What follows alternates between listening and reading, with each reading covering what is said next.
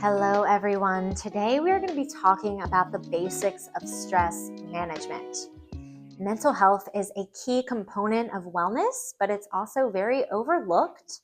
And stress, burnout, anxiety are common in the workplace. So it helps to learn techniques to mitigate this. I'm Margaret Flock. I'm a yoga teacher and corporate wellness educator. And part of my mission is to help others find a sense of balance in their sometimes hectic lives. One thing I learned about practicing yoga is that balance is not just a practice physically, we can also implement this into our daily life.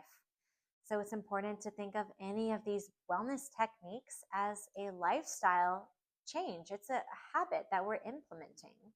So instead of forcing yourself to take on these new habits, think about the ways that you can re-envision your schedule or your mindset in order to make room for these new habits. So let's talk about stress. Chronic stress increases the risk of heart disease and weakens the immune system. Stress is the #1 cause of disease and illness in our world. So the more we can manage our stress, the more we can bring our body back into that state of equilibrium. World Health Organization defines stress as a state of worry or mental tension caused by a difficult situation. In our lives, difficult situations are going to present themselves. It's just inevitable, whether it be in our work or our personal lives. It's more important to think about how we are reacting to this just difficult situation. And that's what really counts here. Based on my experience practicing yoga, I found that what happens in the body when we stress is our muscles start to tense and we start to escape our body and come into our minds. The body becomes less comfortable to be in. We need to use our muscle to prepare ourselves to either run, fight, or hide. And we need to start mentally coming up with solutions to the problem. Nowadays, most of our stress responses is hopefully not a cause of a life-threatening situation. They're more the cause of interpersonal dynamics.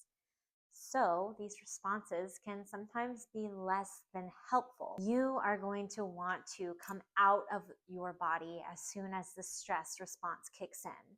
But counterintuitively, that is the exact opposite of what you should be doing. To combat this stress, we need to come back into our bodies. Our bodies communicate with us in terms of sensations.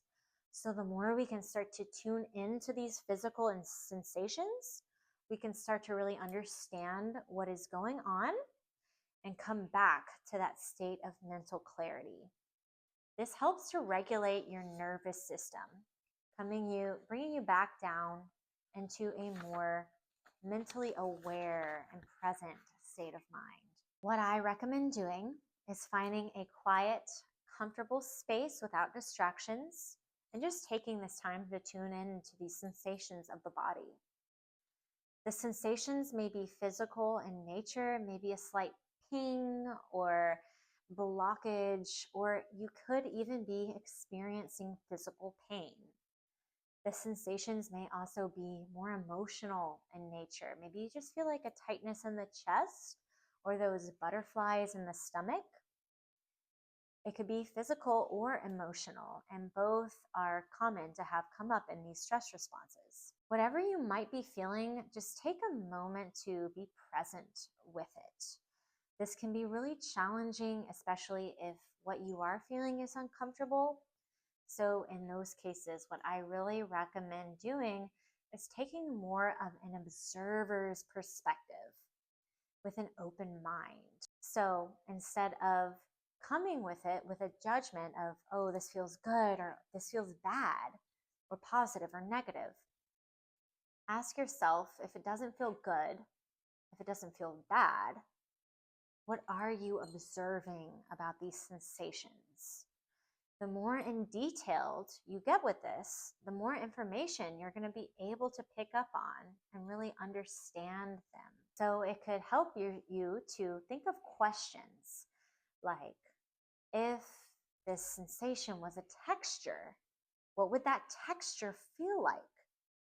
If the sensation had a shape in the body, what is that shape? What would the color be? And the more in detailed you can get with this, the more you're going to be able to really understand them. And that understanding is what helps us move past them. You might start to find that just being present with this understanding and open mind, the sensations start to naturally disappear. But it's also important to not approach this technique with that attitude of hoping that it goes away. This is more about an attitude of self-love and understanding, and that is that understanding that helps us process it. So this exercise helps to bring us back to the present moment. The present moment is where all of our important decisions actually do happen. And we can do that with these techniques like meditation and mindfulness practices. Another mindfulness practices I like to try that brings us back to the present moment is activities that tune into our five senses. So our senses is how we process information from our physical reality, from this current moment that we're experiencing right now. So this is touch, taste, see, smell, hear. So ask yourself, what is one thing that you see? What is one thing that you hear? One thing you smell, taste, and feel. Again, the more in detailed you can get with these sensations, the better. The more we'll be able to understand them and really sink into what is going on in front of us, what's happening right now. You may even start to find that there's nothing actually wrong in the present moment.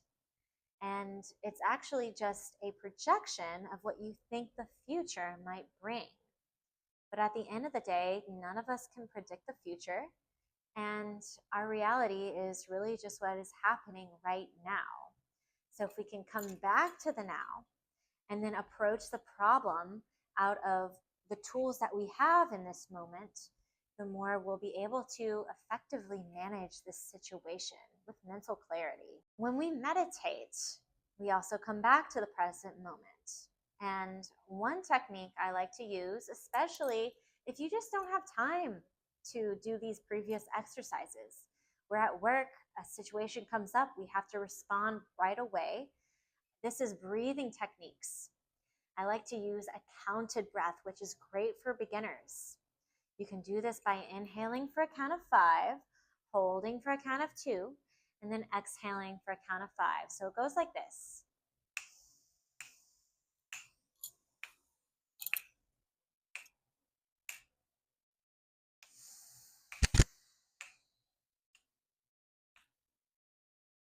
So repeat that a few times, and you're going to start to find that you have a new mental clarity that starts to present itself. And that's because when we slow down the breath, we slow down our nervous system, we slow down our thoughts. And especially with the counted breath, we're taking our attention off of these reactive thoughts of the mind and onto a task like counting, which then brings us back to that mental space of clarity. This technique is perfect to use if a difficult situation presents itself at work and you don't have time to do any of these other techniques. Just take a moment, pause, take a few deep breaths, and then respond. Even if you need to excuse yourself to the restroom for 2 minutes to do this deep breathing, it is better to come back and approach the situation out of a space of mental clarity rather than reacting out of emotions. So this benefits not just our stress levels, but also in the way in which we approach work and our relationships with our colleagues. Here is just a recap of a few things that we can do to improve our stress response. First, take 5 to 10 minutes with deep breathing, meditation, or mindfulness practices. Take short breaks every once in a while, maybe every few hours. Get up, stretch, walk around. That helps to break up that tension that may have come in the body as a result of sitting for long periods of time. And then next, of course, schedule regular check-ins with friends, colleagues, neighbors, your family, or even therapists.